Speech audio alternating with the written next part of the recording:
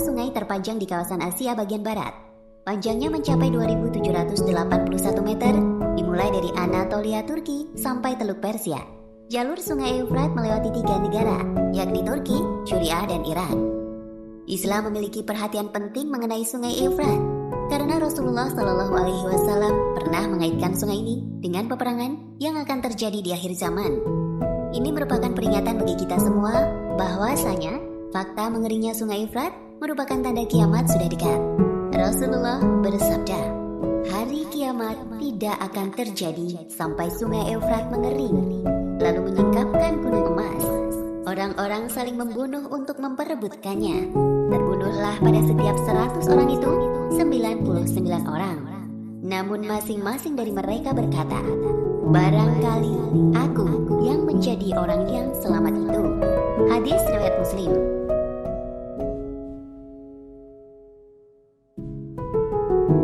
Rasulullah juga bersabda dalam riwayat lain yang artinya, sudah dekat suatu masa di mana sungai Efrat akan menjadi surut airnya, lalu ternampak perbendaharaan daripada emas. Maka barang siapa yang hadir di situ, janganlah ia mengambil sesuatu pun daripada harta itu. Hadis riwayat Bukhari Muslim.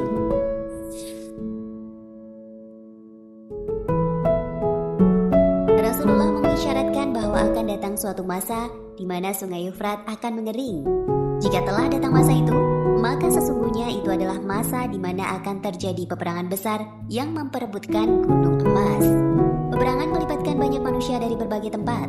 Terkhusus untuk umat Islam, Rasulullah mewasiatkan agar tidak mengambil apapun yang ada pada Efrat.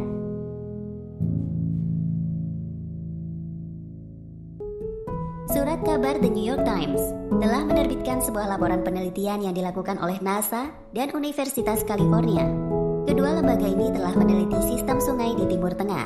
Para ilmuwan menemukan, sejak tahun 2003, debit air sepanjang sungai Tigris dan Efrat dari mulai Turki, Syria, Irak, dan Iran telah kehilangan sebanyak 144 juta kilometer kubik.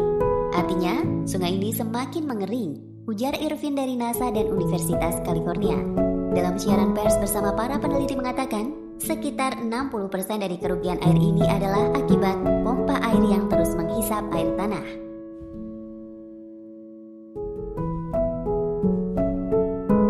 Pada tahun 1983, Turki membangun sebuah bendungan raksasa dengan tinggi 169 meter dan panjang 1820 meter bernama Bendungan Ataturk. Bendungan ini menyebabkan berkurangnya sepertiga debit air. Bahkan pada fase pertama pembangunan bendungan selesai, yakni tahun 1990, Turki menahan seluruh aliran sungai Efrat selama sebulan untuk memulai pengisian waduk. Pembangunan waduk tersebut ditentang oleh dua negara lainnya. Syria dan Irak mengaku mengalami kekurangan air yang ekstrim akibat proyek besar ini. Permasalahan ini selalu menjadi polemik yang mencuat di antara ketiga negara tersebut. Bagaimana tidak, wilayah Turki menjadi begitu subur dan makmur dengan adanya bendungan tersebut. Namun tidak demikian dengan Syria dan Irak. Hal ini memunculkan polemik antar tiga negara dan kini merambat ke banyak negara.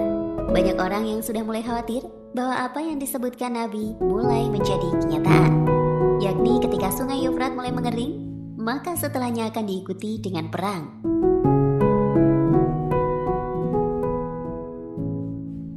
Sekarang dapat kita lihat negara-negara yang dilalui sungai Efrat dalam gejolak perang, yakni Suriah dan Irak.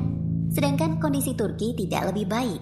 Turki baru saja mereda dalam kudeta beberapa bulan yang lalu dan juga terkena imbas perang yang terjadi di kedua negara tersebut. Padahal gunung emas itu belum muncul secara tohir.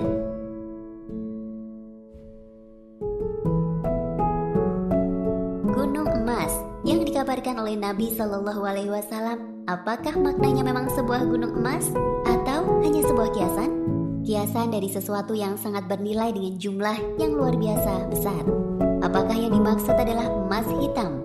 Sebuah bahasa kiasan dari hasil bumi seperti batu bara, minyak bumi mentah, gas alam, biji besi, timah, aspal, dan hasil bumi yang lain yang sangat berharga. Wallahu a'lam bishawab. Sebelum lanjut jangan lupa di subscribe, semoga Allah memberi pahala yang berlipat ganda.